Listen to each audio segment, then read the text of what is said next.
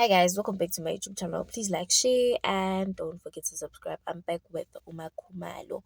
Guys, yazi kule muzi lo umuntu odelelwayo ongabonwa.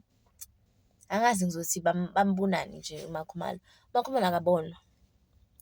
Uma Khumalo is not respected kulela khaya lelana. Kwacala uSnake, wezumayeni, noMacele, nombali nje abamuzi Uma Khumalo.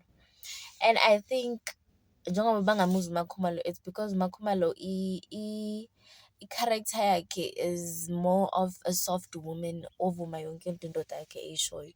That's why labafazi laba I think bangamthandi bazitshela ukuthi uzenza iqanda likaMusa, and uMusa vele umtreat-a njengecanda.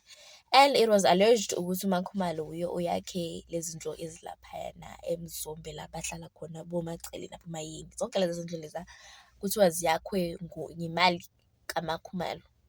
That's why Musa amthanda kangaka uMakhumalo, angathi uhlakaniphile nje kuphela nasemalini nje basukhona nje ugela.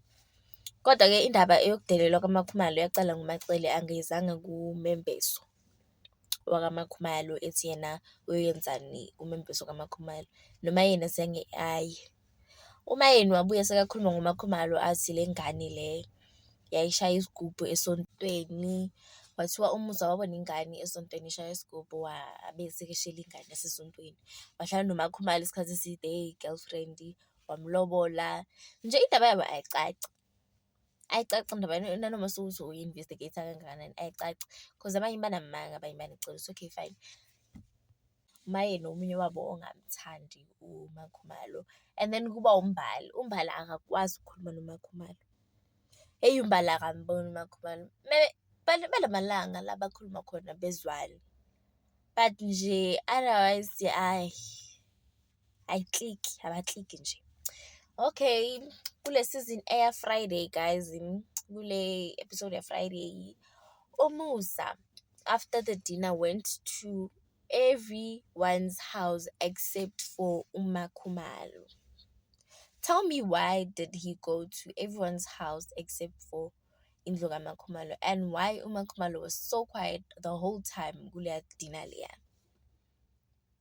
She was so quiet, she was so quiet. Umayeni uze wathi I'm sure besibakhulumile already before beza la, noma ngabe nayikhulume the same thing.